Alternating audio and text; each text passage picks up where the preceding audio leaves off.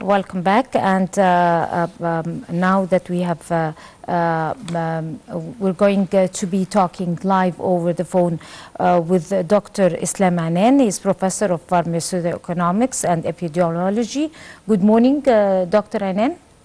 Good morning, Dr. Farid, and good morning to all your audience. We need to know the extent or to what extent does the holding of this conference under the auspices, of course, of President Abdel Fattah Sisi, as it is very obvious that he is giving special concern to that particular issue. Does that represent a future vision for the population issue by the President?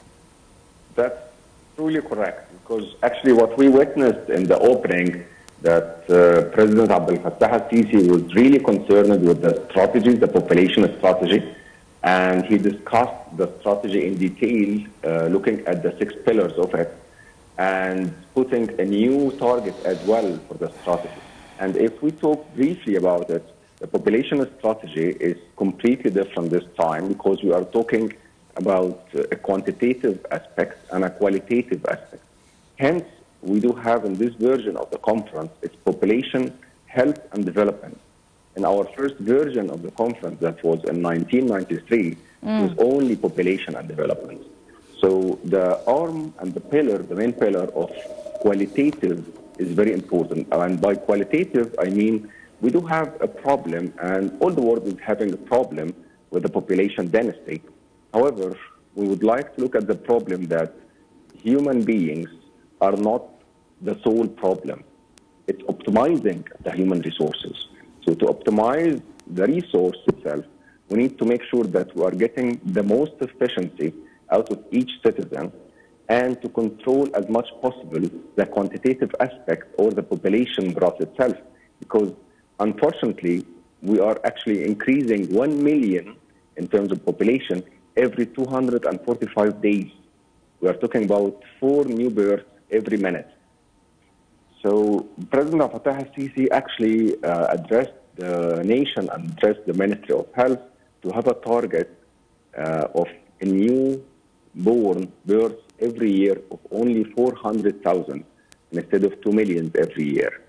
So to achieve such targets, we need to work on the both pillars, qualitative and quantitative. And returning again to the qualitative, it means health. A healthy individual with a good quality of life who can actually have the optimized productivity in terms of economy.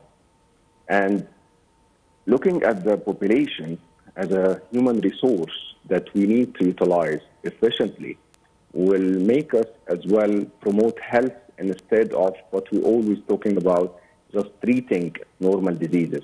Hence, President Abdel Fattah Sisi launched in 2018 the presidential initiatives, which is the second main pillar in the conference discussed during the past 3 days.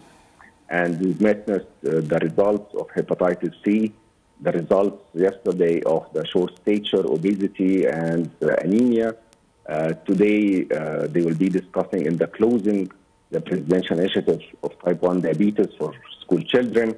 So we are talking about 17 different presidential initiatives, and the main aim of it is the qualitative aspect, promoting health, early detection of diseases, having a good, optimized, efficient human being, Egyptian citizen who can perform well, and having the good awareness of trying to, not to force, but trying to make and raise awareness that if you are giving birth to more than 2 or 3 babies, you are paying out of your pocket, out of your taxes, because Egyptian, unfortunately, every 100 citizens are taking the burden of another 60 citizens who are above 65 or from the age of newborn till 16 that they are not working.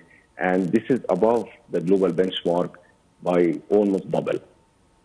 Right. In other words, are we trying to say that there is relevance or direct impact or a relation between the overpopulation and the disease that are spread and the health issue that most of the citizens are concerned with? Is that true? Yes, exactly. So, for example, if we are talking that we are increasing in terms of population, 10,000 new births. And that's, by the way, just in 2 days. We need around 9 new hospital beds. We need around 45 ICU units. We need more than 7 million for vaccination. We need another 37 new physicians. And this population growth is eating out of our economic growth and our resources. And the main objective of any nation, and what the world is actually struggling right now, is having the balance between economic development and population growth.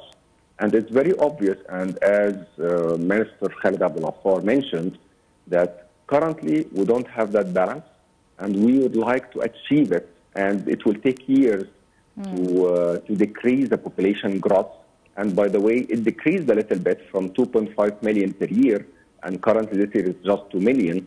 However, it's still we're under the economic crisis and recessions we are having worldwide, a challenging problem for all the nations and especially for Africa as well. Right. Of course, as we all know that President Abdel Fattah al-Sisi have received a copy already of the National Strategy for Population and Development 2023-2030. He also launched a roadmap to deal with the population issue, enhancing population characteristics and improving the quality of life. If you would like to shed light over the roadmap that was launched by the President for 2030, and what could it look like? Perfect. So on Tuesday, Higher Minister Khalid Abdel handed the strategy to President Fattah al-Sisi, as you mentioned, and the roadmap is actually 6 pillars. Of course, we don't have much time to discuss it all in detail. However, one of the most important pillars is looking at the Egyptian citizens as an important human resources that we would like to enhance the capacity of their efficiency. Hence, the good point in your question is, hence we would like to raise the health. We would like to raise the qualitative one. The second pillar, and again it's very important, is the external circumstances. We would like to have a good environment that motivates the citizens, motivates non-governmental organizations, private sector and public sector to enhance the population growth. If we do have the social responsibility and we are aware that we are all involved in the economy and we are all involved by the population, and if we continue increasing with this population density, all of us will be affected in terms of economy loss. We will be actually having more hands-on experience and hands-on responsibility on decreasing what we have the target now for 2030, the population growth. Another third one, which is for me is very important, is the responsibility of the country itself in education and in putting a plan. So not all the time we can see in the strategies that the country is taking responsibility that clear and putting a lot of key performance indicators and oblige themselves that every year we need to achieve certain goals and certain key performance indicators. Another fourth pillar, and again this is very important to my domain, is to integrate the population growth in the economic development, not to isolate it. So all the time we're not talking about population, we are talking about demographics and characteristics of population. Because, for example, China, they got more than 1 billion, but they are trying to increase the capacity and enhance the efficiency in terms of just not only decreasing the population, which they succeeded in doing that. Fifth one, very quickly, is decentralization. And the sixth one is to enhance religious and cultural support to all the families to enhance education about population growth. That's simply the roadmap. Of course, it's a huge document, but it's a glimpse in 1 minute. Right. So in other words, also building on what you kindly elaborated to the viewers, is that the overpopulation is not only concerned with the population of a nation, but it affects other important elements, which is economy, which is education, which is awareness, which is mostly their health, which is the livelihoods of each citizen and all that. Yes, exactly. So to give you an example, every time we do have a tremendous and exponential growth in the population, and instead of developing the country qualitatively, we just build the new infrastructure. Instead of developing the teachers, for example, and make them more efficient and having new skills and new techniques in educating, we just build new schools. So every time we do have this dynasty, and instead of developing people and developing our curriculums in education, we just build more infrastructure. You can measure this example on every other aspect in the country. We are just spending in infrastructure because we are trying just to fulfill the basic needs of the extra births. And as I was saying, we are talking about a new 1 million every 245 days, which is huge, and you need, as if you are every year you are getting a new country. 2 million is a population of small country, a neighboring one, for example.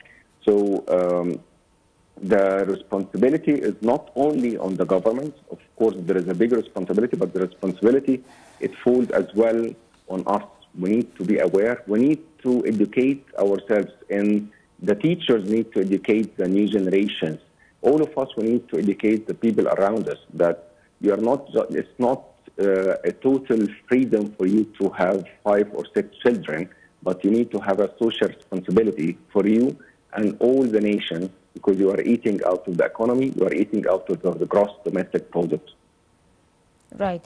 The president gave his directives firmly that the World Conference on Population, Health and Development should be organized annually. I want you to elaborate over that particular directive by the president, and what could be the outcome of holding and updating on that particular issue in a conference annually.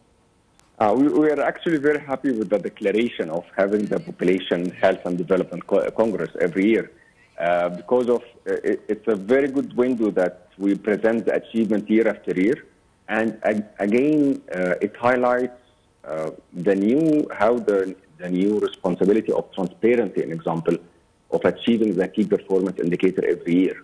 Having the conference every year, it means that every year we are presenting, the country is presenting the results of the previous year in terms of population gross achievement, in terms of the presidential initiatives. So it's a very good declaration. We were very happy hearing that during the opening.